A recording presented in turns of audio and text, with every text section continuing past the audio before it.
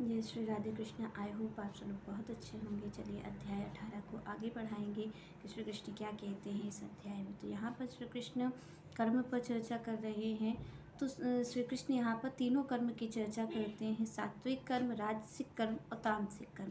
तो यहाँ पर श्री कृष्ण ने सात्विक कर्म में कहा कि जो आदेशों का पालन करता है, जो शास्त्र आदेश देते हैं उनका पालन करता है और सब में एक ही भाव रखता है कि सिया राम में सब जग जानी, अगर उसका ऐसा भाव होता है तो श्री कृष्ण कहते हैं वो सतोगुणी है। वो ये नहीं देखता है कि ये शरीर किसका, वो केवल आत्मा का दर्शन करता है। तो श्री कृष्ण कहते हैं ऐसा व्यक्ति सतोगुणी है, तो उसका जो कर्म है वो सबके लिए एक समान है। वो शरीर देख करके विचार नहीं करता कि इसके लिए हमें ये कार्य करना चाहिए या इसके लिए हमें अलग से कार्य करना चाहिए। जैसे कि आप और हम लोग भेद कर देते हैं, हमारा जानवरों के प्रति कुछ और भाव रहता है, पशुओं के प्रति और पक्षियों के प्रति अलग रहता है और मानवों के प्रति एक अलग भाव है, तो हम उन्हें ये दृष्टि से देखते हैं। तो श्री कृष्ण कहते हैं जो सात्विक कर्म करने वाला है उसका कर्म कब होगा, जब उसकी दृष्टि शुद्ध होगी। तो उसकी दृष्टि कैसी होती है कि वो एक का ही दर्शन करता है, वो है आत्मा। वो आवरण का दर्शन नहीं करता, वो उसी हिसाब से वो क्रिया करता है। वो शास्त्रों के जो आदेश हैं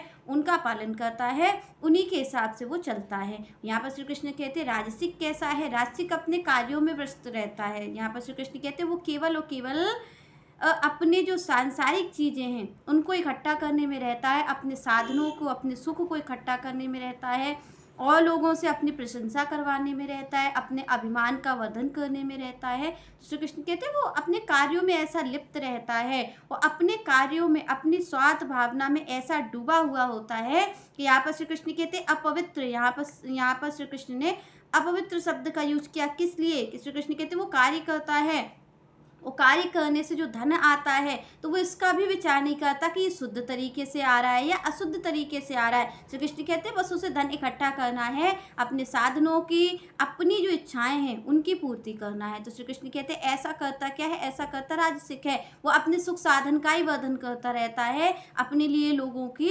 इकट्ठा करता रहता है, उनकी इच्छाओं की पूर्ति करता हो। यहाँ पर आप देखिए कि जब आप किसी की इच्छाओं की पूर्ति करते हैं तो आपका स्वार्थ उससे जुड़ा हुआ है। नहीं तो आप और हम अगर ऐसे ही हों कि हमें ऐसा ही परमार्थ जागा हो तो हम तो सबकी सेवा करें। पर आप देखिए कि हम अपने परिवार के लिए क्यों धन इकट्ठा करते हैं, क्यों? क्योंकि हमारी स्वार्थ भावना उन्हीं से जुड़ी हुई है, हमारा कोई परमार्थ का भाव नहीं। क्योंकि जो परमार्थ के मार्ग पर चलता है उसके लिए तो एक ही भाव होता है, वो तो फिर सबके प्रति समान भाव रखेगा। अगर वो साधन जुटा रहा है तो वो तो सबके प्रति एक ही भाव रखेगा। पर आप और हम अपने परिवार के प्रति जो रखते हैं इसको ही कहते हैं स्वार्थ भावना। तो यहाँ पर श्री कृष्ण कहते हैं कि वो इस तरीके का होता है, वो अपने परिवार, अपने साधनों में ही लिप्त रहता है। और यहाँ पर श्री कृष्ण कहते हैं वो सुख दुख में विचलित हो जाता है। जब सुख आता है तो सुखी हो जाता है, दुख आता है तो उसकी अवसाद की स्थिति हो जाती है। पर यहाँ पर श्री कृष्ण कहते हैं सात्विक कैसा है, सात्विक सुख दुख में विचलित नहीं होता है, वो मान अपमान में विचलित नहीं होता है, उसका एक ही भाव होता है। तो यहाँ पर श्री कृष्ण अब तामसिक की चर्चा करते हैं कि तामसिक कर्म कैसा होता है। तो यहाँ पर श्री कृष्ण कहते हैं अयुक्तः प्राकृतः स्तब्धः शठः नैष्कृतिः अलसः विषादी दीर्घसूत्री च कर्ता तामसा उच्यते। तो यहाँ पर भगवान ने सबसे पहली बात कही कि वो कैसा होता है, जो शास्त्रों के आदेश का पालन नहीं करता है। श्री कृष्ण कहते सबसे पहली बात तो ये है कि वो जो शास्त्र कह रहे हैं उनकी अवहेलना करके ही कार्य करता है। तामसी का काम ही यही है। श्री कृष्ण कहते हैं कि जो शास्त्रों में लिखा है उनके कार्यों को न मानकर, उनके आदेशों को न मान करके मनमानी आचरण करना, तो श्री कृष्ण कहते हैं ये तामसी का गुण है। ये तामसी का गुण है कि वो इसी तरीके से कार्य करता है, मनमानी आचरण करता है। इसके साथ श्री कृष्ण कहते हैं कि वो क्या होता है कि वो कपटी होता है। यहाँ पर श्री कृष्ण कहते हैं कपटी, तो यहाँ पर भगवान ने यूज किया सठ वर्ड का कि वो सठ होता है। तो यहाँ पर कपटी जब भगवान ने कहा तो कपटी का मतलब क्या है कि वो मुख से तो कुछ और बोलता है और मन में कुछ और सोचता है। श्री कृष्ण कहते हैं ऐसा उसका स्वभाव होता है कि वो कपटी होता है। तो यहाँ पर श्री कृष्ण कहते हैं कि वो मुख से तो कुछ और अच्छा अच्छा बोलेगा सबके बारे में और मन ही मन वो ईर्ष्या करता है, मन ही मन वो गलत भाव रखता है। श्री कृष्ण कहते हैं इस तरीके का उसका आचरण होता है, कपटपूर्ण आचरण होता है। और श्री कृष्ण ने हठः शब्द का यूज किया कि वो कैसा होता है कि वो एक जो कार्य है, चाहे भले ही उसको खूब समझाया जाए कि ये कार्य गलत है, उसके बाद भी वो उसी कार्य को करता है। तो श्री कृष्ण कहते हैं इस तरीके का तामसी व्यक्ति का आचरण होता है कि उसमें इस तरीके की चीज़ें मिलती मिलती हैं। सबसे पहले शास्त्रों की अवहेलना करना। यहाँ पर श्री कृष्ण कहते हैं वो शास्त्राज्ञा नहीं मानता, उसके अपना ही धर्म होता है, वो मनमानी आचरण करता है, उसे ही वो धर्म सिद्ध करता है, उसी के अनुसार वो कार्य करता है।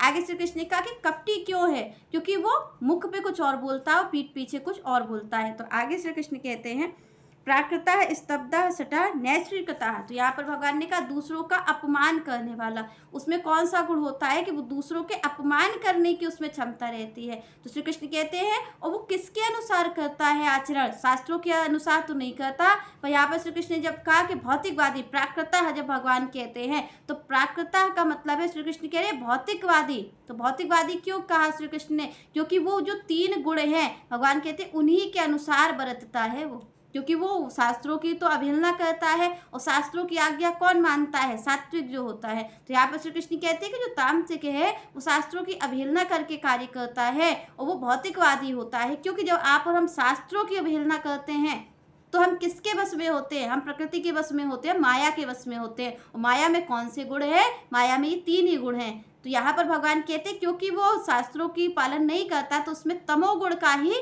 प्रादुर्भाव होता रहता है, वो तमोगुण के ही वश होता है। और तमोगुण में क्या है कि आप भौतिकवादी हो जाएंगे, आप इसी गुण के अनुसार कार्य करेंगे। तो यहाँ पर श्री कृष्ण ने कहा वो भौतिकवादी होता है, इन्हीं गुणों के अनुसार कार्य करता है और सबसे हठपूर्वक कार्य करता है और कार्य करवाता भी है। तो श्री कृष्ण कहते हैं दूसरी बात वो कपटी होता है। यहाँ पर भगवान ने कहा नैष्ठिकता, तो यहाँ पर भगवान कहते हैं दूसरों का अपमान करने वाला। उसकी भावना कैसी होती है कि वो किसी का भी अपमान कर सकता है। क्योंकि आप और हम देखें कि जो आदर करना है, ये आदर करना, ये जो मर्यादा है, जो दूसरों के प्रति सम्मान की भावना है, ये कहाँ से आप और हमें मिलती है? क्या इस संसार से हमें मिल सकती है कि हम दूसरों का आदर करें? नहीं, ये हमें शास्त्रों से मिलती है। जब हम रामचरितमानस पढ़ते हैं तब हमें पता चलता है कि कैसे माता पिता का हमें आदर करना चाहिए, कैसे गुरुजनों का आदर करना चाहिए, कैसे हमें पति होना चाहिए, कैसी पत्नी होना चाहिए। ये हमें कहाँ से मिल रहा है? ये हमें शास्त्रों से मिल रहा है। पर आप और हम देखिए कि जो तामसिक है वो शास्त्रों की तो अवहेलना करता है, शास्त्रों को पढ़ता नहीं है,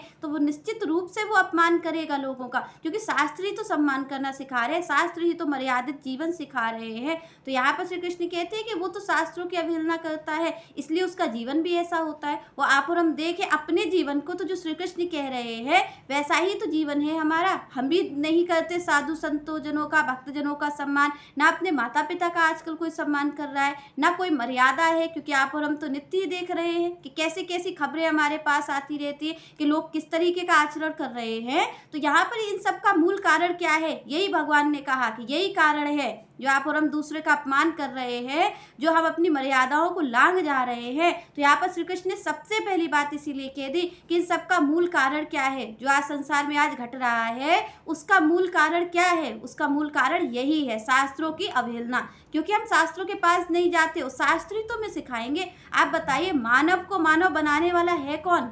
मानव तो एक शरीर है ना, पर उसमें जो मानवता है उसको लाने वाला कौन है? उसको लाने वाले ये शास्त्र ही है। बिना शास्त्र के आप और हम पशुवत ही जीवन जीते। क्योंकि आप और हम देखिए खाना पीना तो हमारा होता ही रहता है, खाना पीना सोवना। यहाँ तो कहते ही है संतजन कि खाना पीना सोवना और न कोई चीत, गुरु का शब्द विसारया आदि अंत का मीत। तो ये जो हमें गुरु का जो शब्द है ये कहाँ से मिलता है? ये संत जनों से ही मिलता है। और संत जनों के पास हम कैसे जाएंगे जब हमारे शास्त्रों में ही श्रद्धा नहीं है, शास्त्रों में ही विश्वास नहीं है, हम शास्त्रों की अवहेलना करते हैं, तो हमारा जीवन किधर की ओर जाएगा? जैसे आज की व्यक्ति का जीवन जा रहा है कि आप देखिए कि कोई मर्यादा नहीं रह गई है, कोई सुरक्षित नहीं रह गया आज के जीवन में। मानव की जो मानवता है वो तो मर ही गई है। क्यों मर गई है? क्योंकि ये मानव को मानव बनाने वाले हैं, शरीर से तो भगवान ने हमें मानव बना दिया, पर ये जो शास्त्र हैं, ये जो हमारे ग्रंथ है, वही हमें मानवता प्रदान करते हैं। इंसान को इंसान बनाने वाला कोई 4 पैर पे चले